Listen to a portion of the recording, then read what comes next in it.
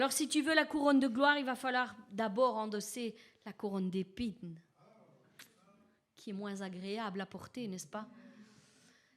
Et oui, pourtant, c'est le chemin. Et si tu veux la coupe du grand vainqueur, eh bien, il va falloir que tu cours cette course dans les règles. Ne pas déroger les règles, rester correct, sinon tu seras disqualifié. Donc, cours vraiment dans le bon combat, endure la difficulté pour dépasser toutes tes limites. Acquiert, comme on dirait le sportif, le deuxième souffle. Vous savez, c'est quoi le deuxième souffle? C'est courir, courir et arriver à un moment où tu ne ressens même plus la douleur.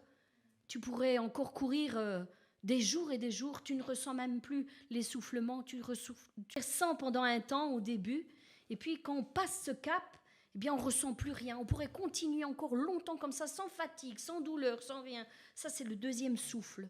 Eh bien, c'est ainsi dans la foi qu'on doit aller. On doit passer au-delà des choses qui sont douloureuses dans notre vie pour acquérir ce deuxième souffle dans la foi.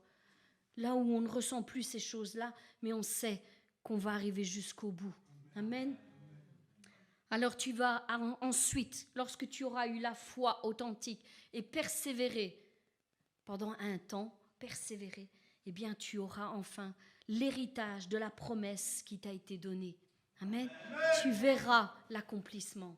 Tu verras. Vraiment, je prie pour ça et je le déclare. Tu verras l'accomplissement de ce que Dieu a déclaré sur toi. À un signal donné, au son de la trompette, comme on pourrait le dire, il déclarera ces merveilleuses paroles sur ta vie que je vais déclarer maintenant pour toi. Maintenant, le temps est venu pour l'accomplissement des promesses que j'ai faites sur ta vie. Maintenant, je fais cesser les combats. Maintenant, j'ouvre les portes pour toi. Maintenant, je te fais asseoir avec les riches et les notables. Amen. Maintenant, j'étends ma main et je manifeste ma gloire sur ta vie. Amen. Amen. Reçois, que ce soit ton partage. Et toi, tu dirais peut-être, pourquoi, Seigneur, maintenant? Eh bien, Dieu dira ceci, parce que tu as été fidèle dans les petites choses. Amen. Et j'ai vu ta persévérance.